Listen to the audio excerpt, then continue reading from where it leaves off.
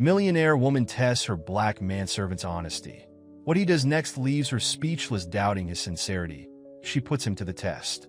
His unexpected response not only proves his integrity, but also reveals deeper layers of his character. And if you cherish your family and love stories like this, don't forget to subscribe to our channel and avoid 10 years of bad luck. Claire Matthews stood at the floor-to-ceiling window of her Upper East Side mansion, her reflection ghosting against the glass as she watched the bustling city below. Her fingers traced the cool surface, leaving behind faint marks that would soon fade, much like her trust in people. The betrayal of her former CFO, Thomas Weber, still burned fresh in her mind. 6 months ago, he had attempted to embezzle millions from her company, nearly destroying everything she had built over the past 15 years. The Manhattan skyline stretched before her, a testament to wealth and power. Yet Claire felt disconnected from it all. Her success, measured in square footage and bank accounts, suddenly seemed hollow. The isolation that came with her position weighed heavily on her shoulders, made worse by recent events. Every morning, she watched the streets fill with people rushing to their destinations, all connected in some way, while she remained in her gilded cage, surrounded by luxury but starved for genuine human connection. The sound of footsteps behind her broke through her thoughts. Without turning, she knew it was Darnell Johnson, her butler of 3 years. His reflection appeared in the window, precise and professional as always. He moved with quiet efficiency, adjusting the fresh flowers on the side table, his actions deliberate and careful. Claire watched him through the window's reflection, studying his movements with newfound suspicion. Darnell had always been exemplary at his job. His recommendations had been impeccable, his service flawless. Yet Thomas had seemed perfect too, until he wasn't. The thought sent a chill down her spine. How well did she really know any of the people who worked for her? In the library, Darnell methodically organized the leather-bound volumes that lined the walls. His hands moved with practiced care over the spines of first editions and rare collections. The tension in the air was palpable, had been growing steadily over the past few months. He noticed how Claire's eyes followed him now, how her shoulders tensed when he entered a room. The trust they had built over 3 years of service seemed to be crumbling, and he couldn't entirely blame her. The betrayal by Thomas Weber had made headlines in every business publication. Darnell had watched Claire's transformation from a confident leader to someone who second-guessed every interaction. The weight of her suspicion made even simple tasks feel heavy with meaning. As he straightened a row of books, he caught his reflection in the library's bronze bookends. The lines of his pressed uniform, the perfect Windsor knot of his tie, everything about him spoke of propriety and trustworthiness. But would that be enough? Claire's steps echoed through the hallway as she approached the library. She paused at the doorway, watching Darnell work. An idea had been forming in her mind, a way to test his loyalty once and for all. It wasn't ethical, perhaps, but she needed to know. Trust wasn't a luxury she could afford to give blindly anymore. She withdrew an envelope from her blazer pocket, thick with $100 bills. $10,000. Enough to tempt, but not enough to devastate if lost. With deliberate movements, she placed it on the mahogany desk near the library entrance. The white envelope stood out against the dark wood, impossible to miss. The security camera in the corner would capture everything. Claire had already prepared the feed to stream directly to her tablet. She would watch Darnell's reaction when he found it, study his choices when he thought no one was looking. It wasn't just about the money. It was about character, about proving that her instincts about people couldn't be trusted anymore. As she left the library, her heels clicking against the hardwood floors, Claire felt a mixture of guilt and determination. The test was set.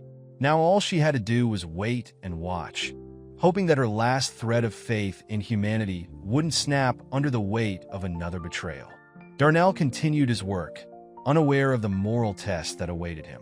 The afternoon sun streamed through the library windows, casting long shadows across the floor, while the envelope sat like a white flag of surrender on the desk, waiting to either vindicate or condemn him in his employer's eyes. The afternoon light caught the edge of the envelope as Darnell finished organizing the last shelf of books.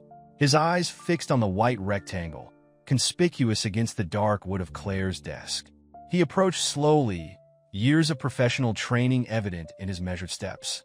The envelope wasn't sealed, and the corner of a $100 bill peeked out from within, like a deliberate temptation. Darnell picked up the envelope, feeling its weight. The money inside was substantial. He could tell without counting. His mind flashed back to his childhood apartment in the Bronx, where his mother had raised 3 children on a housekeeper's salary.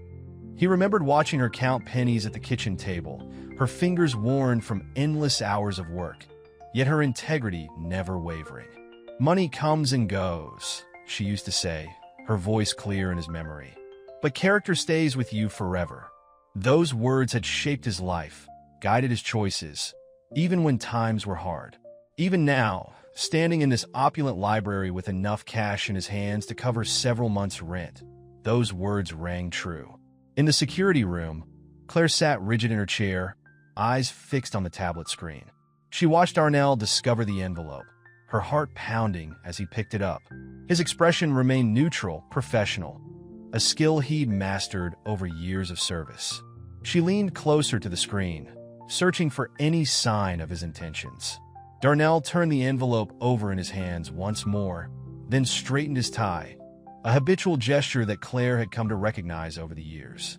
She held her breath as he moved purposefully toward the door, envelope in hand.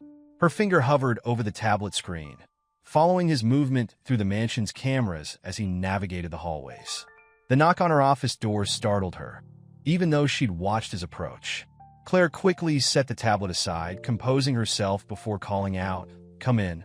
Darnell entered with his usual grace, envelope extended before him.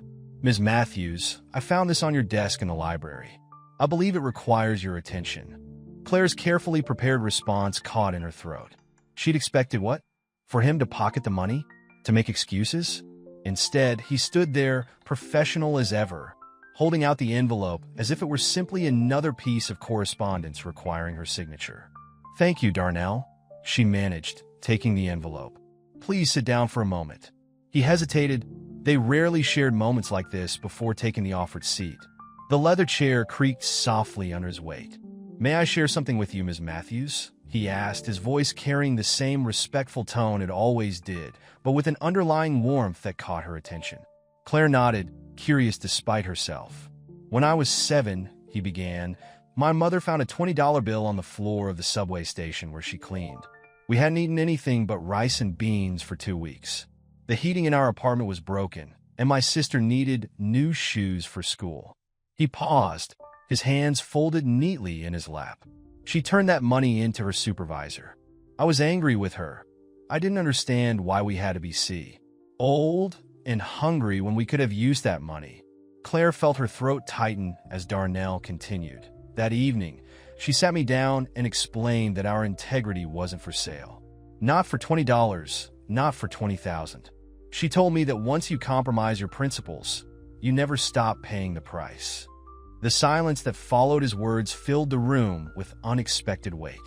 Claire looked down at the envelope in her hands, suddenly ashamed of her test. The money she'd placed as bait represented something different now. Not a test of loyalty, but a reflection of her own broken trust. "Your mother sounds like a remarkable woman," Claire said finally, her voice softer than usual. "She was," Darnell replied, a gentle smile touching his lips. "She passed away 5 years ago, but her lessons live on. She taught me that true wealth isn't in your wallet. It's in your actions, your choices, your character." In that moment, Claire saw Darnell, clearly for perhaps the first time, not as an employee to be tested, but as a person shaped by experiences and values just as profound as her own. The weight of her recent betrayal by Thomas seemed to shift slightly, making room for something else. The possibility that trust, while precious, wasn't entirely lost. The afternoon sun had begun its descent, casting long shadows across Claire's office as she and Darnell's conversation deepened. The envelope of money lay forgotten on her desk, replaced by cups of tea that Darnell had instinctively prepared when their discussion extended beyond its initial purpose. "Your mother's story reminds me of how different our worlds were," Claire said, turning her teacup slowly in her hands. "While I was attending private school in Manhattan, You were learning life lessons in the Bronx. I never had to question where my next meal would come from. Darnell nodded, his posture remaining professional despite the personal nature of their conversation. Different worlds don't mean different values, Ms. Matthews. Integrity isn't bound by zip codes. Please call me Claire, she said, surprising herself with the offer. At least in private conversation. The slight widening of Darnell's eyes betrayed his own surprise, but he recovered quickly. That would take some getting used to. Claire. Their discussion moved naturally to broader topics. The wealth gap in New York City, the prejudices that still plague society, the assumptions people made based on appearance and position. Claire found herself questioning beliefs she'd held without examination, perspectives shaped by her privileged upbringing. I've often wondered, Darnell admitted, how many other qualified candidates were overlooked for positions because their resumes came from the wrong neighborhood, or their names sounded too ethnic. Claire felt a flush of discomfort, remembering her own hiring practices over the years.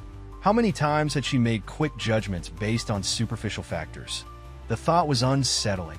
The sound of the front door opening and closing echoed through the mansion, followed by familiar footsteps. Mark Anderson's voice carried down the hallway before he appeared, loud, confident, bred from the same world of privilege as Claire. Claire, darling, I brought that wine you. Mark's voice trailed off as he entered the office, his eyes taking in the scene before him.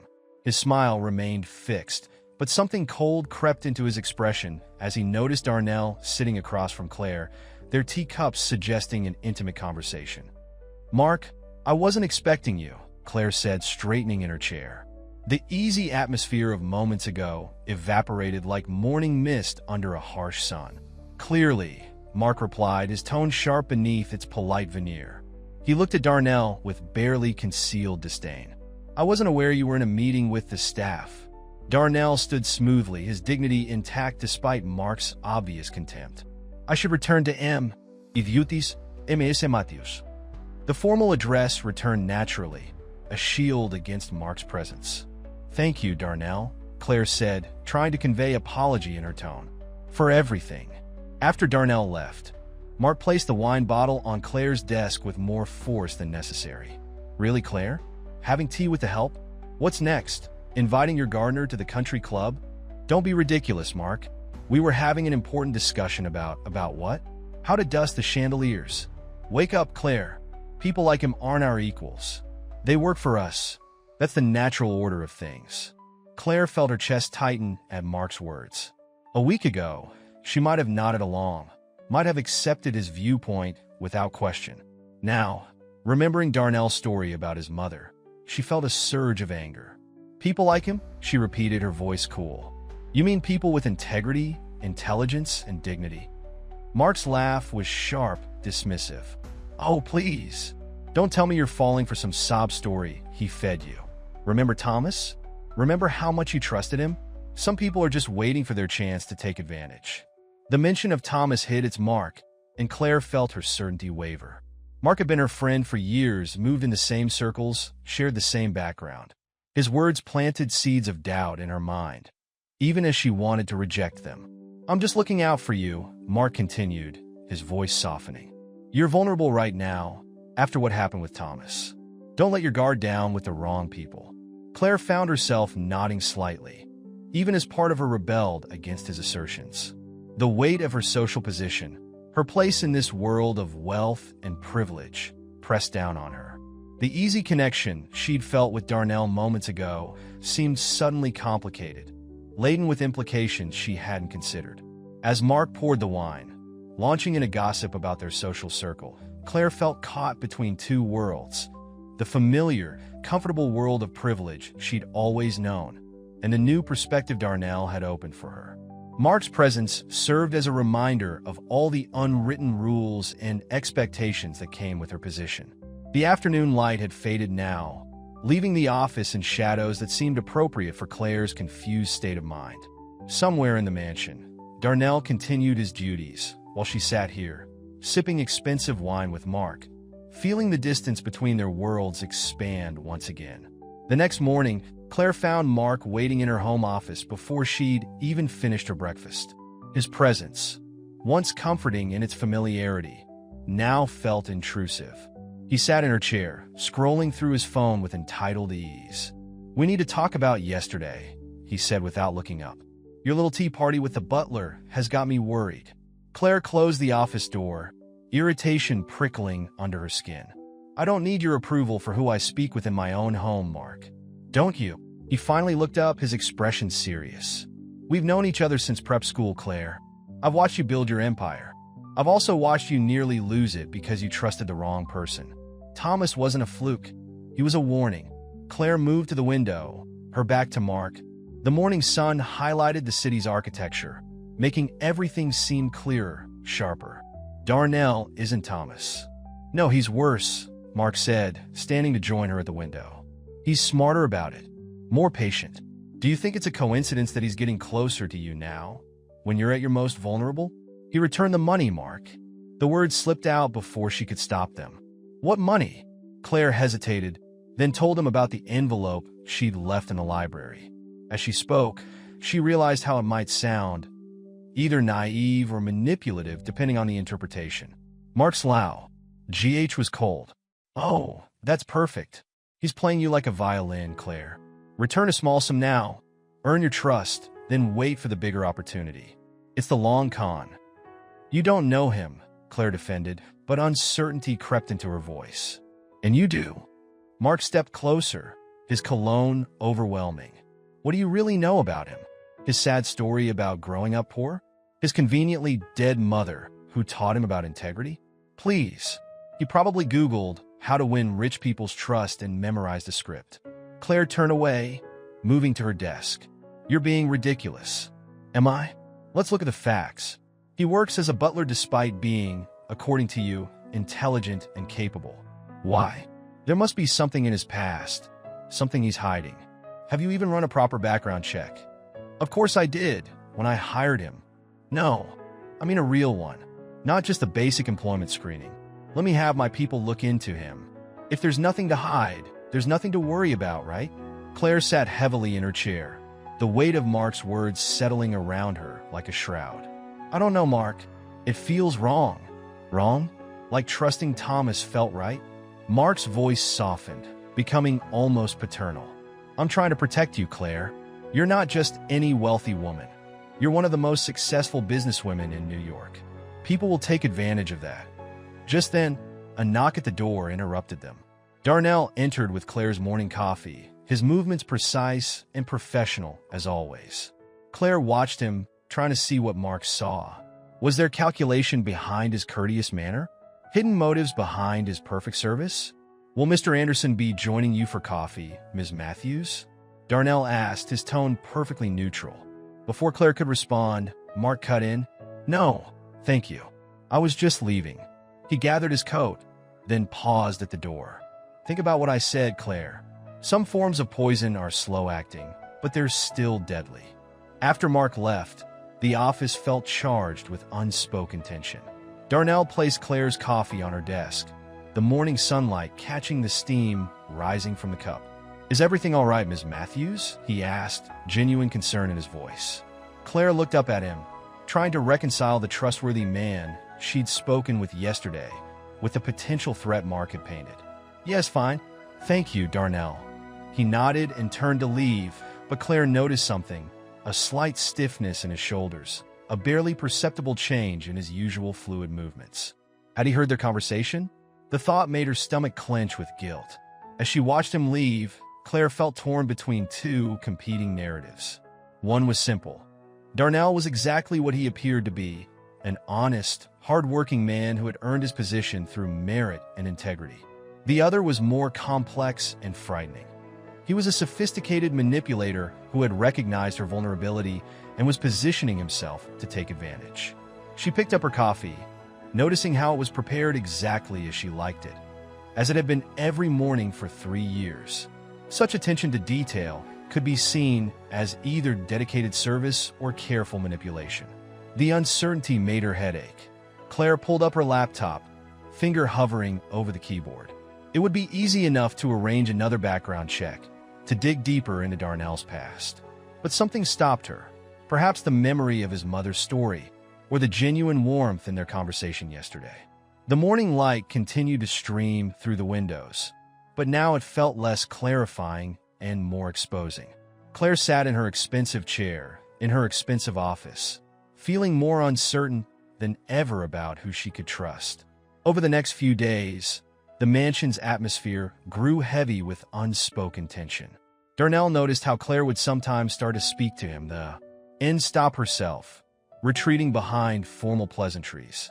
The easy rapport they developed during their conversation had evaporated, replaced by something more cautious and guarded. One morning, while arranging fresh flowers in the living room, Darnell observed Claire's reflection in the mirror.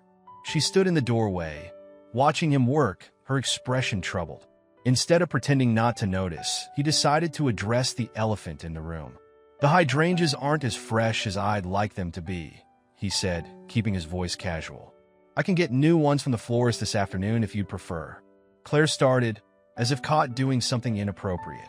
"No, they're fine." She paused, then added, "Actually, Darnell, do you have a moment?" "Of course, Ms. Matthews." She moved into the room, perching on the edge of an armchair. Her fingers played with the sleeve of her silk blouse, a nervous gesture he'd never seen before. "I've been thinking about our conversation the other day, about integrity in different worlds."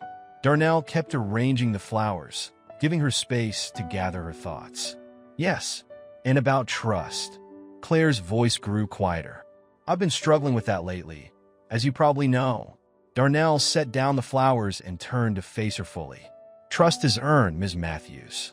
I understand your caution, especially after recent events." "Do you?" She looked up at him, her professional mask slipping slightly. "Because sometimes I don't understand it myself. I find myself second-guessing everything, everyone, even people who've never given me reason to doubt them." The weight of her words hung in the air between them. Darnell recognized this moment for what it was, a chance to either bridge the growing gap or let it widen irreparably. "May I share my perspective?" he asked, waiting for her nod before continuing.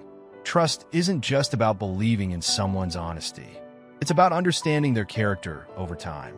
Actions speak louder than words, as my mother used to say." Claire flinched slightly at the mention of his mother, and Darnell noticed. Mark's influence was evident in her reaction, but he pressed on. "Every day, I come to work and do my best to serve with integrity. Not because it's my job, but because it's who I am.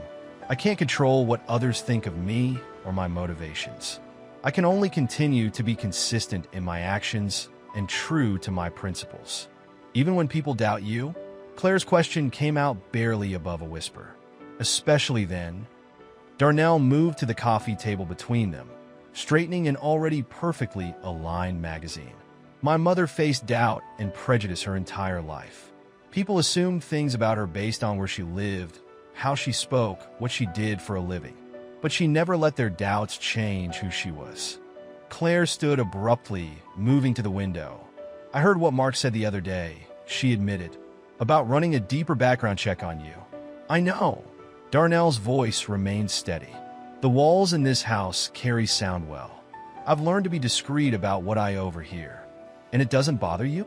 "It would be dishonest to say it doesn't sting," he admitted. "But I understand.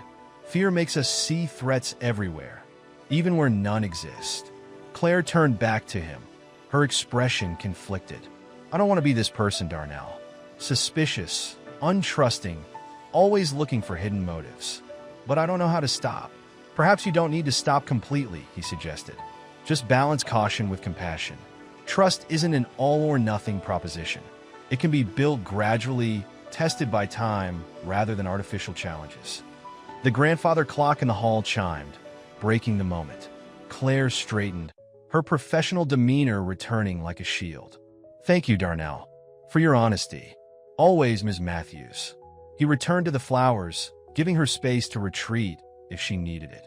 "Insti, D," she lingered. Would you mind teaching me how to arrange flowers like that? I've always admired how you do it." The request surprised him. In 3 years, she'd never shown interest in learning any household tasks. He recognized it for what it was, an olive branch, a small step toward rebuilding trust. "It would be my pleasure," he said, selecting a fresh stem. "The key is to start with a strong foundation and build from there." much like trust itself. Claire moved closer, watching as he demonstrated the technique. The morning sun streamed through the windows, illuminating the space between them. No longer employers and employee, not quite friends, but something in between, something slowly evolving despite the shadows of doubt that Mark had cast. As they worked together on the arrangement, the tension in the room gradually eased, replaced by a careful optimism. Sometimes, Darnell reflected, the smallest moments of connection could build the strongest bridges. The mansion bustled with activity as caterers and event staff prepared for what Mark had dubbed an intimate soiree for New York's finest. Claire watched from her office as white-clothed tables appeared in the garden, crystal glasses catching the late afternoon sun. She hadn't wanted this event, but Mark had insisted it would help restore her social standing after the Thomas scandal. Everything is proceeding according to schedule, Darnell reported, entering her office with his usual quiet efficiency. Though Mr. Anderson has made several last-minute changes to the table arrangements. Of course he has, Claire sighed, noting how Darnell's jaw tightened slightly at the mention of Mark. Over the past week, Mark had been increasingly present in the house, overseeing preparations with an almost obsessive attention to detail. He's also requested that the service staff wear white gloves, Darnell added. I took the liberty of ensuring everyone had proper pairs. I'm sorry about all this, Claire said, meeting his eyes. Mark can be excessive. It's my job to ensure everything runs smoothly, Ms. Matthews. Mr. Anderson's requirements are not unusual for events of this caliber. The sun began to set as guests arrived, filling the mansion with the familiar sounds of wealth and privilege. Air kisses, practiced laughs, the clink of expensive jewelry. Claire moved among them in a midnight blue evening gown, playing her role as hostess while keeping one eye on Mark, who seemed to be working the room with unusual intensity. Darnell supervised the service staff with practiced grace, appearing and disappearing as needed, ensuring glasses remained full and plates were cleared efficiently. Claire noticed how some guests barely registered his presence, while others watched him with the same subtle suspicion Mark had been cultivating. It was during the first course that Mark made his move. He stood, tapping his glass with a silver spoon, the crystal ring cutting through conversation. Friends, I'd like to propose a toast to our lovely hostess, Claire Matthews. Claire felt her stomach tighten. This wasn't on the evening schedule. Many of you know that Claire has had a difficult year. Mark continued, his voice carrying across the garden. The betrayal she suffered at the hands of a trusted employee shook not just her business, but her faith in people, which is why I feel compelled, as her friend, to ensure history doesn't repeat itself. The garden fell silent. Claire's fingers gripped her wine glass tighter as Mark turned to face Darnell, who stood perfectly still near the service entrance. Tell me, Darnell. Mark's voice took on an edge. Why did you leave your previous position with the Hendersons? My sources suggest there was some unpleasantness regarding missing items. The accusation hung in the air. Guests shifted uncomfortably in their seats, some leaning forward with barely concealed interest, others looking away in embarrassment. Darnell's response, as he was measured, dignified. I left the Hendersons' employment on excellent terms, Mr. Anderson, as my reference letter clearly states. Yes, the reference letter. Mark smiled coldly. Written by Mrs. Henderson herself. But Mr. Henderson had a different story when I spoke to him last week. Something about family heirlooms that mysteriously disappeared during your employment. Claire watched the scene unfold, her heart pounding.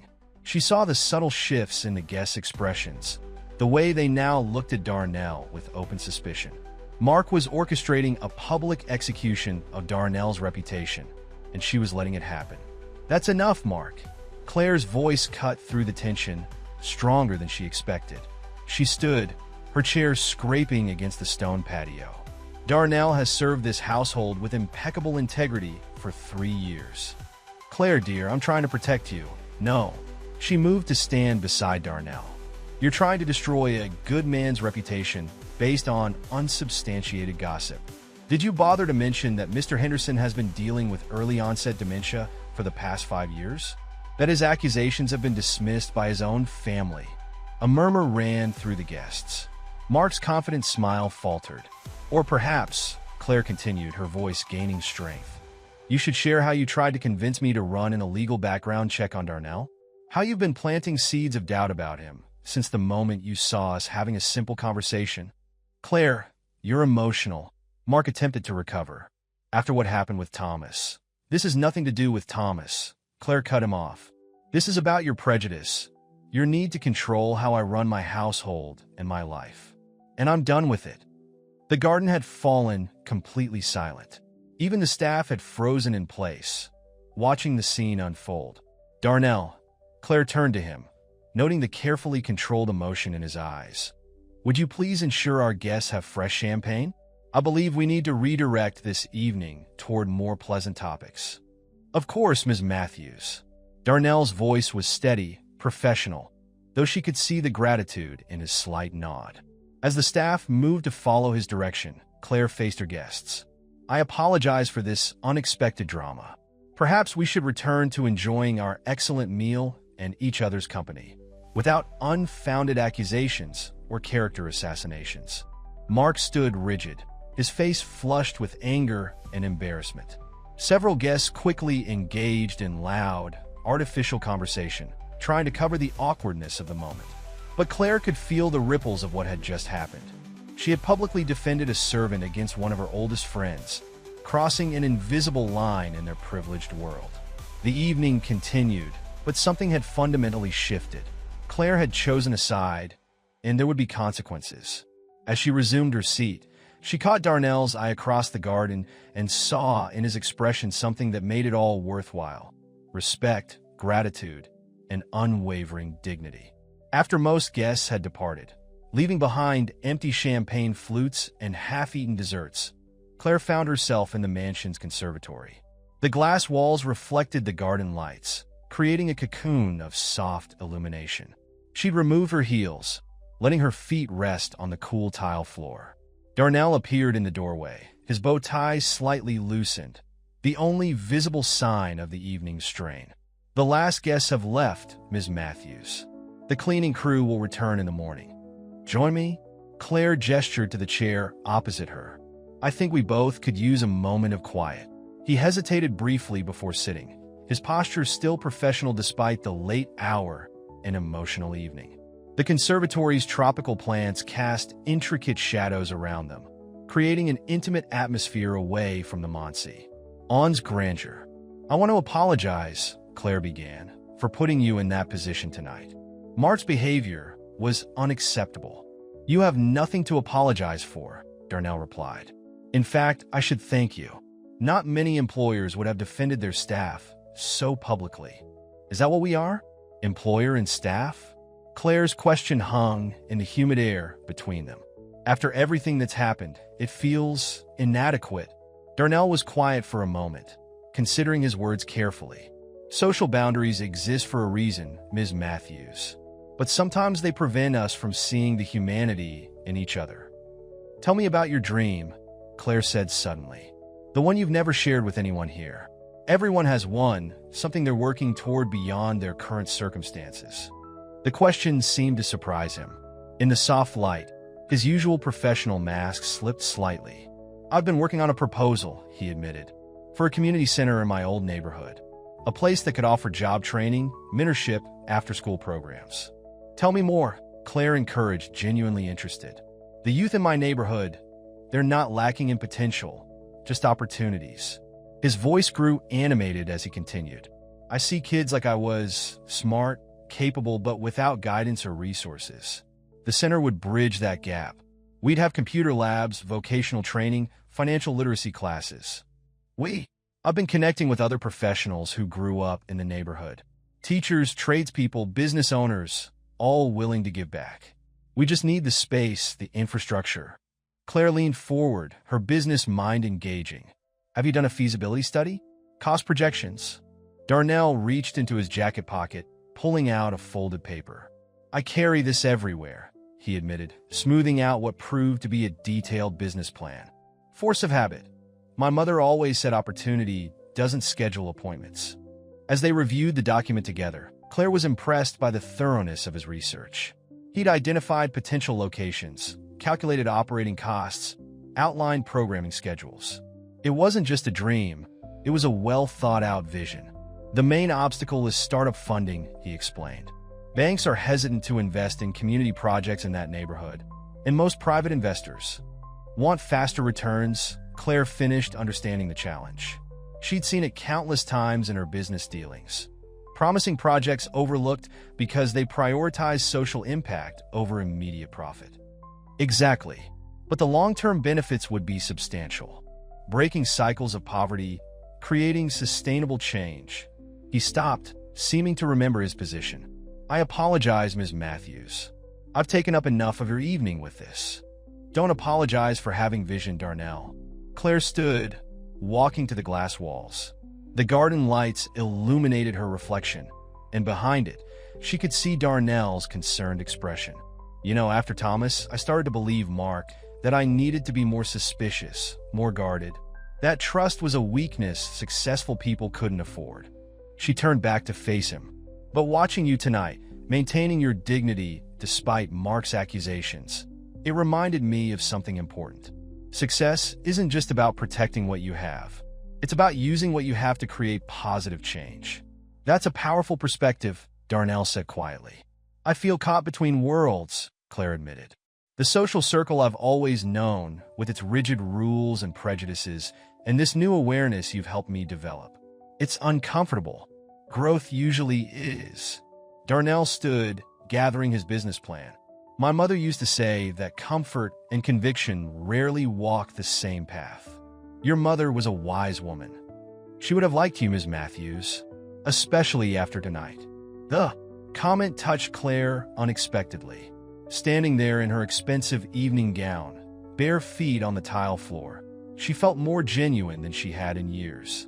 The evening's events had forced her to take a stand, to choose between maintaining social comfort and defending what she believed was right.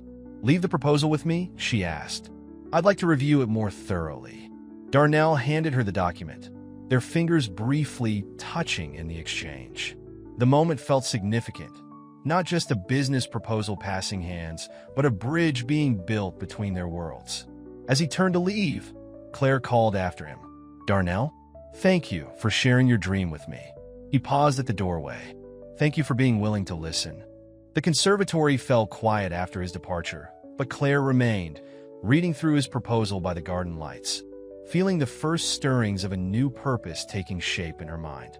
2 days after the party, Claire stood at her usual spot by the window, but this time she wasn't watching the city below.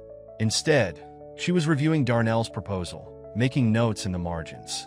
The document had barely left her hands since he'd shared it with her, its possibilities consuming her thoughts. A sharp knock interrupted her concentration. Mark strode in without waiting for a response, his usual polish slightly disheveled. We need to discuss what happened at the party. Claire didn't look up from the proposal. I think everything that needed to be said was said that night, Mark. You humiliated me in front of everyone. He moved to stand directly in front of her desk. Do you have any idea what people are saying? That Claire Matthews has lost her edge, gone soft, letting the help manipulate her. Now Claire did look up, her expression hard. The help? Is that really how you see people, Mark? As nothing more than their job titles? Don't give me that liberal guilt nonsense. He noticed the document in her hands. What's that? A business proposal. From him, Mark's voice dripped with disdain. Let me guess, he needs funding for some charitable project? How convenient. He's smarter than I gave him credit for. Claire set the proposal down carefully, controlling her rising anger. You know what I've realized, Mark? You're more threatened by Darnell's competence than his background. The fact that he's intelligent, capable, and ethical doesn't fit your narrow worldview. My worldview? Mark laughed sharply. My worldview has kept you safe, successful, connected to the right people. And now you're throwing it all away for what? Some butler with a sob story and a charity project. Claire stood, her voice taking on the steel edge she usually reserved for hostile business negotiations. Let me be clear about something. I'm not throwing anything away. I'm expanding my perspective, something you seem incapable of doing. You're making a mistake, Mark warned. People are talking. Your reputation, my reputation? Claire moved around the desk to face him directly. My reputation was built on my business acumen, not my social circle. And right now, I'm looking at an investment opportunity that could generate real positive change while maintaining sustainable returns." "Oh, please." Mark rolled his eyes. "You're not seriously considering investing in whatever scheme he's cooked up?" Claire reached for the proposal, her movements deliberate. "Actually, I am. I've spent 2 days reviewing his business plan. It's thorough, well-researched, and addresses a genuine need in the community. The potential for social impact is significant, and the financial model is sound." "You're not thinking clearly," Mark insisted. "This isn't you, Claire. The Claire I know would never. Maybe you don't know me as well as you think." She turned away from him, facing the window. "Or maybe I'm finally becoming who I should have been all along." Mark's reflection in the window showed his growing frustration. "Fine. Joe, you want to throw your money away on some community center in the Bronx? Go ahead, but don't come crying to me when it all falls apart." He moved closer, his voice dropping to a dangerous whisper. "And don't expect me to keep quiet about your questionable judgment lately. People listen to me, Claire. One word about your mental state after the Thomas incident, about how you're being manipulated by your staff." Claire turned back to face him, her expression cold. "Are you threatening me, Mark? I'm trying to protect you, even if you're too blind to see it." He straightened his tie, regaining his composure. "Think carefully about your next moves, Claire. Some choices have consequences that can't be undone." As he turned to leave, Claire called after him. "You know what the difference is between you and Darnell, Mark? He sees people's potential, while you only see their place in your social hierarchy. And that makes you the poor one in this equation." Mark paused at the door, his knuckles white on the handle. "You've changed, Claire." "Yes," she agreed quietly. "I have." After he left, Claire sank in her chair, the weight of the confrontation settling over her. She knew Mark's threats weren't empty. He had influence in their social circle, and his words could cause real damage. But somehow, that seemed less important than it would have a few weeks ago. She picked up Darnell's proposal again, running her fingers over the careful typing, the detailed projections, the vision of positive change it represented. In the margin, she'd already started making notes about potential investors from her network who might be interested in social impact projects.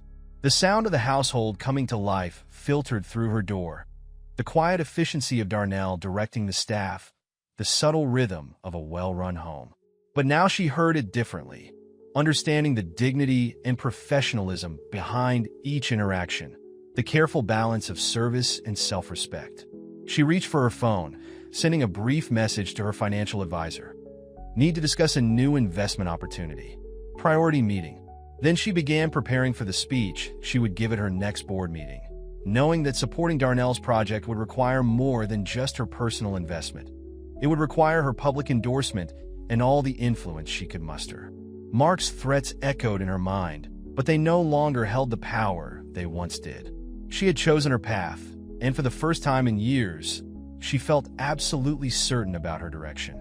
2 weeks after Mark's confrontation, the mansion's dining room had been transformed into a makeshift command center. Blueprints and presentation boards covered the antique table, while Claire and Darnell stood on opposite sides, finalizing details for the upcoming benefit event. "The community leaders have confirmed their attendance," Darnell reported, checking his tablet, "including the local council member and 3 school principals. We've also received RSVPs from several major foundation directors." Claire nodded, studying the architectural renderings of the proposed community center. "My investment team has vetted the financial projections. They're impressed, Darnell." One of them called it surprisingly sophisticated. "Surprisingly," Darnell repeated, a slight edge in his voice. "Their words, not mine." Claire looked up, meeting his eyes. "Though I admit, I've had to check my own prejudices throughout this process. It's humbling to realize how many assumptions we make without even knowing it." The benefit was to be held in a renovated warehouse in the Bronx, the same building Darnell hoped to transform into the community center. Claire had insisted on this location despite concerns from some of her usual donors about the neighborhood. "Let them see the reality," she'd said, "not just the statistics." As the day approached, Claire noticed a subtle change in Darnell's demeanor. His usual professional distance gave way to an intense focus whenever they discussed the project. During one late-night planning session, he shared more about his vision. "This isn't just about job training," he explained, pointing to the community space in the blueprints. "It's about dignity, about showing these kids that their dreams matter, that there's a path forward." The evening of the benefit arrived with an electric energy. The warehouse had been transformed. Strings of lights hung from the exposed beams, creating a warm glow that softened the industrial edges. Local artwork covered the walls, each piece telling a story of the community. Guests arrived in waves, Claire's wealthy associates in their designer clothes mixing with community members in their Sunday best. The contrast was stark, but that was exactly the point. "Ready?" Claire asked Darnell, who stood backstage in a perfectly tailored suit, reviewing his notes for his speech. "I've served at hundreds of these events," he replied. "Never thought I'd be speaking at one." "You've earned this moment," Claire assured him. "They need to hear your story." The program began with Claire's welcome address. Standing at the podium, she looked out over the diverse crowd. "Tonight isn't about charity," she began. "It's about investment, in people, in potential, in the future of this community." She spoke about systemic barriers, about the wealth of talent going untapped in communities like this one. Then she introduced Darnell, not as her butler, but as the visionary behind the project. Darnell took the stage with quiet confidence.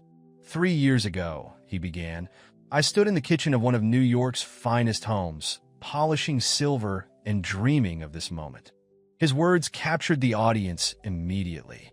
He spoke about his mother, about the lessons of dignity and perseverance she'd taught him, about watching talented young people in his neighborhood lose hope because they couldn't see a way forward.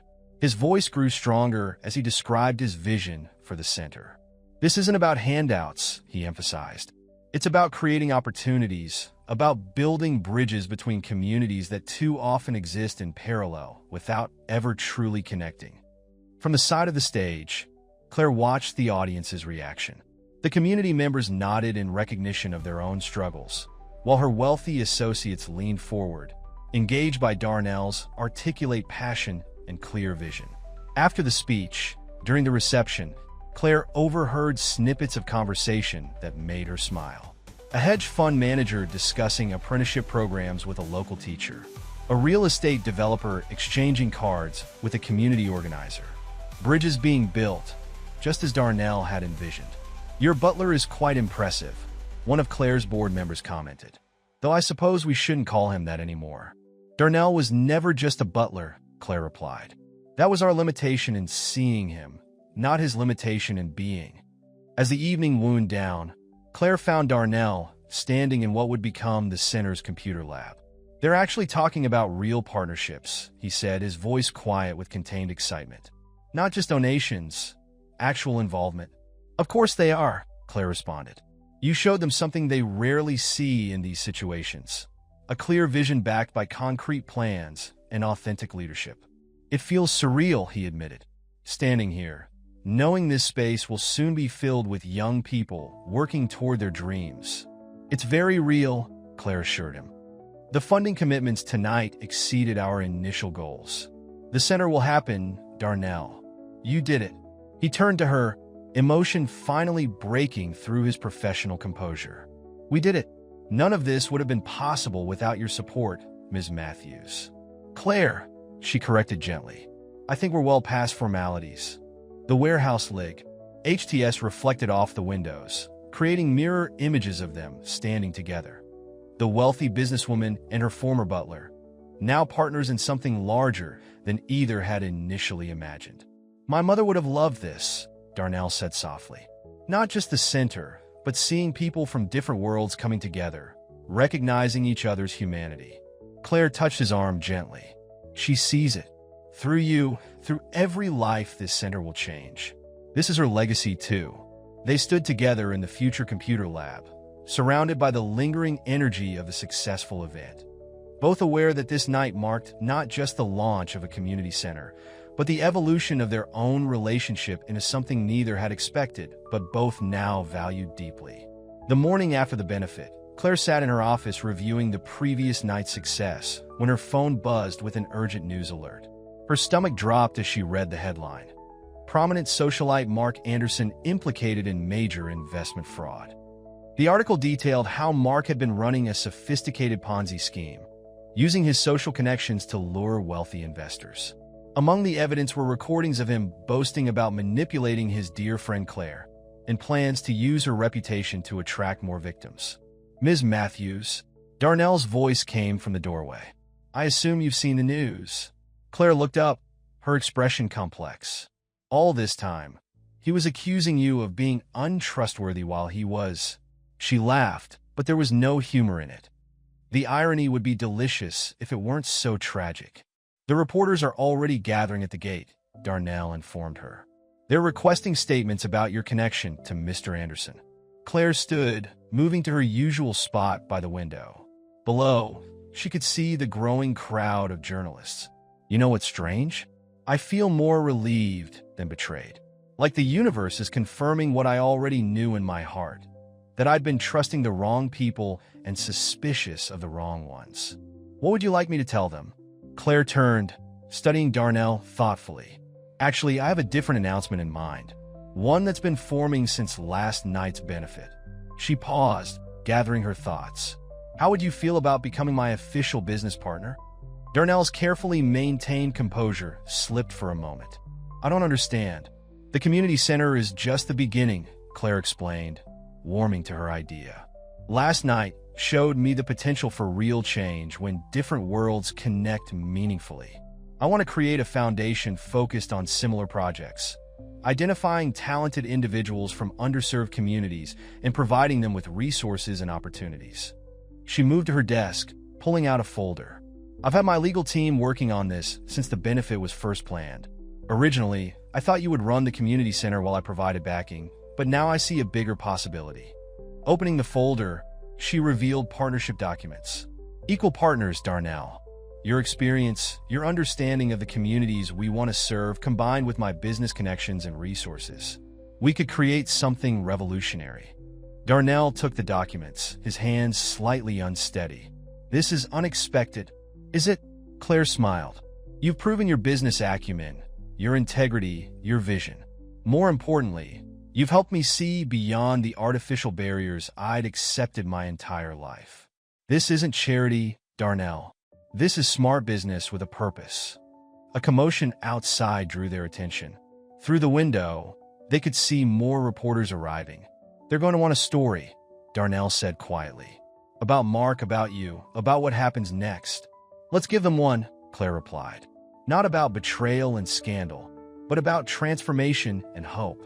Mark's actions will dominate the headlines today, but tomorrow's story could be about something much more significant. She moved to stand beside him, looking at the partnership documents. What do you say?